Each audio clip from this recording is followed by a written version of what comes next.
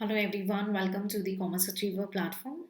आज के इस इम्पॉर्टेंट सेशन से हम डिस्कस करने वाले हैं हमारे प्रीवियस ईयर पेपर के बेसिस पे कि आपको क्या इस पर्टिकुलर सब्जेक्ट को पढ़ना चाहिए या स्किप करना चाहिए, कितने मार्क्स की थ्योरी होती है, किस ईयर में कितना इसका वेटेज है और कंप्लीट स्ट्रैटेजी इस पर्टिकुलर सब्जेक्ट में।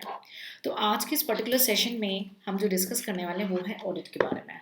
सबसे पतली बुक है, ठीक है। और अभी क्विकली मैं आपको कनेक्ट करूँगी कि प्रीवियस ये पेपर के एनालिसिस को अगर आप रेफर करें तो हर साल हमें कुछ क्वेश्चंस यहाँ से देखने को मिलते हैं। तो आपको सबसे पहले मेरे अकॉर्डिंगली इस बुक को कर लेना चाहिए। इस बुक काफ़ी काफ़ी थिन बुक है और अगर आप एक डीप स्टडी एक डीप लर्निंग करते हैं तो ऑन एन एवरेज 2 दिन में आप इस कोर्स को काफ़ी अच्छे से इस पर्टिकुलर सब्जेक्ट को कवर अप कर सकते हैं, ठीक है। तो 2 डेज केवल आपको देने हैं स्ट्रांगली डीप वर्क के तरह, एंड आप 2 डेज में इस पे जो है एक अच्छी कमांड क्रिएट कर सकते हैं, ठीक है।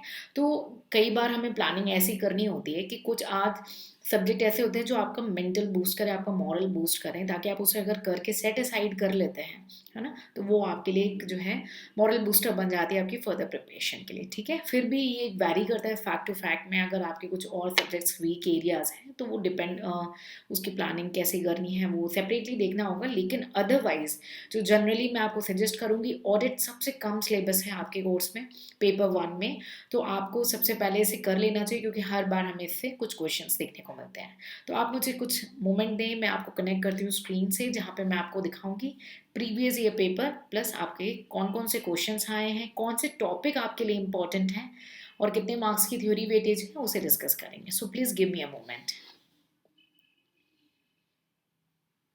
Okay, so we are on the screen और आप देख सकते हैं आपके सामने प्रीवियस ईयर पेपर है 2018 एंड ऑनवर्ड्स को हम एनालिसिस करेंगे, ठीक है। तो 2018 में हमारे जो 2 क्वेश्चंस थे वो थे ऑडिट से और टोटल वेटेज था 35 मार्क्स का। तो कोई कम वेटेज नहीं है, इतनी पतली बुक में इतने कम सिलेबस में भी 35 का वेटेज रखा था 2018 में। थ्योरी क्वेश्चंस थे 3 और 4 क्वेश्चन, दोनों जो थे वो ऑप्शनल थे, ठीक है। और अगर आप छोड़ रहे हैं ऑडिट को तो आपको 3 और 4 ऑटोमेटिकली क्वेश्चन छोड़ना पड़ेगा, लेकिन आपके पास केवल ऑप्शन बचेगा कि आपको क्वेश्चन नंबर 2 करना है, ठीक है। तो कौन से टॉपिक इंपॉर्टेंट थे 2018 में? एक था आपका डिविडेंड एंड डिविजिबल प्रॉफिट से, दूसरा आपका बैंक ऑडिट से। दोनों सेपरेट टॉपिक से आपके जो है क्वेश्चन रेस्ड हुए थे। फर्दर बढ़ते हैं 2019 की ओर। 2019 में भी हमने सेम पैटर्न देखा एज पर 2018। आपके 2 थ्योरी के क्वेश्चंस थे, टोटल वेटेज था 35 मार्क्स का। अब इस केस में हमें क्वेश्चन नंबर 1E देखने को मिला जो कि कंपलसरी क्वेश्चन का पार्ट है, और दूसरा है क्वेश्चन नंबर 4C। तो अब क्या आप ऑडिट छोड़ के जा सकते हैं? नहीं, क्योंकि ये रिजेंबल नहीं किया 2018 के हिसाब से और एक कंपलसरी क्वेश्चन में आपका ऑडिट का क्वेश्चन आ गया, तो आपको ऑडिट छोड़ के नहीं जाना चाहिए क्योंकि ये कंपलसरी क्वेश्चन का पार्ट बन चुका है, ठीक है। So UPSC is full of surprises, तो मैं कभी सजेस्ट नहीं करूंगी कि आप कोई भी सब्जेक्ट होलिस्टिकली छोड़ के जाएं।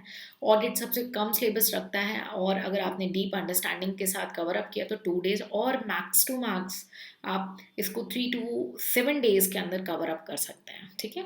तो टॉपिक कौन से इंपॉर्टेंट रहे थे 2019 में? एक था आपका चैरिटेबल ट्रस्ट पे क्वेश्चन और दूसरा था इन्वेस्टिगेशन। तो अभी बहुत सारे लोग ये मिथ लेकर के चलते हैं कि पास्ट ईयर के पेपर का जीरोक्स आता है, तो ऐसा कुछ भी नहीं है।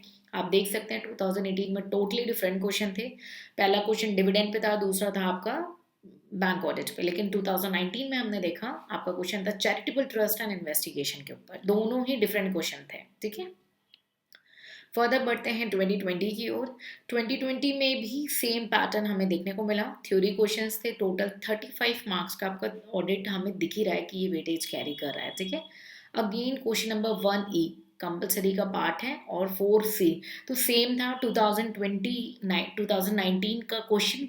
जो नंबर्स थे वो रिजेंबल कर रहे थे, मार्क्स वेटेज रिजेंबल कर रहे थे, यानी एक क्वेश्चन आपका कंपलसरी पोर्शन का पार्ट था और दूसरा आपका ऑप्शनल था। तो क्या ऑल टुगेदर आपको ऑडिट छोड़ के जाना चाहिए? नहीं, आप नहीं छोड़ सकते बिकॉज ये कंपलसरी का पार्ट है और हर एक मार्क्स आपकी रैंक डिसाइड करता है, ठीक है। तो कौन कौन से टॉपिक इंपॉर्टेंट थे आपके 2020 में? एक था आपका बैंक ऑडिट का जो कि 2018 का रिजेंबल है, एंड दूसरा था डिविजिबल प्रॉफिट, तो ये 2018 का। 2 क्वेश्चन सेपरेट थे बट हाँ टॉपिक हम कह सकते हैं सेम थे। फर्दर बढ़ते हैं 2021 में और देखा हमने एक क्वेश्चन, केवल 1 क्वेश्चन, वो भी कंपलसरी में। 1E 10 मार्क्स का आपका थ्योरी क्वेश्चन था।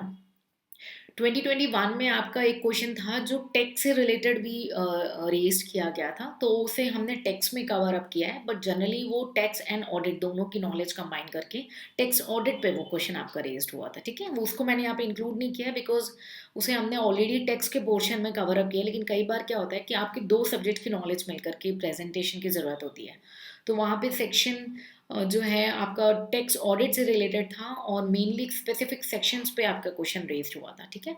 तो क्या क्वेश्चन था एक बार देख लेते हैं। 2021 में आपका इंश्योरेंस कंपनी, एकदम न्यू टॉपिक जो कि ना 18 में आया, ना 19 में आया, ना 20 में आया, ठीक है।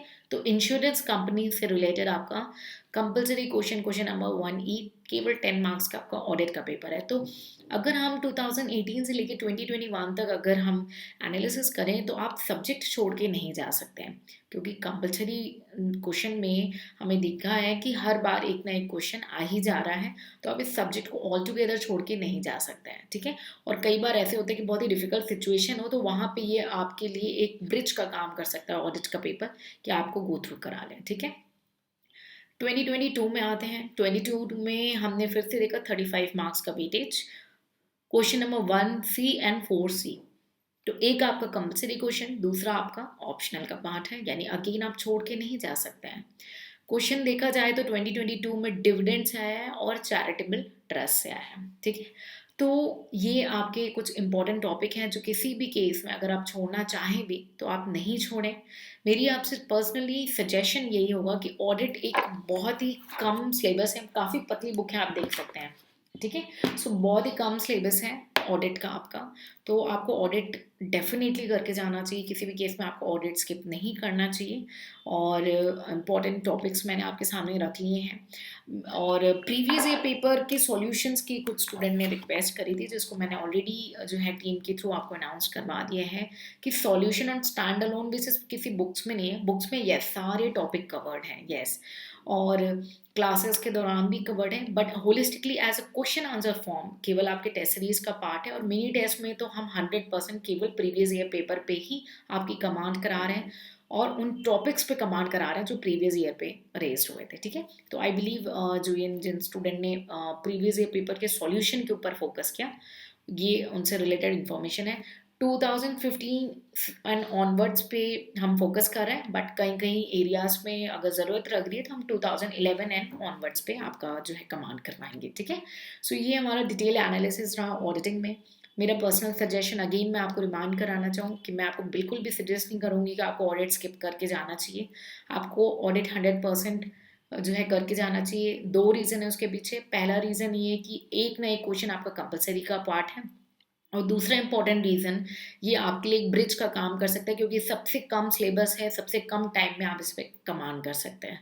स्टिल अगर आपकी कोई क्वेरी है, कोई डाउट है, तो आप उसे पूछ सकते हैं, उसे क्लियर कर सकते हैं और इन सेशंस का मैक्सिमम बेनिफिट ले सकते हैं, ठीक है। मिलेंगे नेक्स्ट सेशन में, कुछ नया सीखेंगे। Till then take care, bye bye and Jai Hind.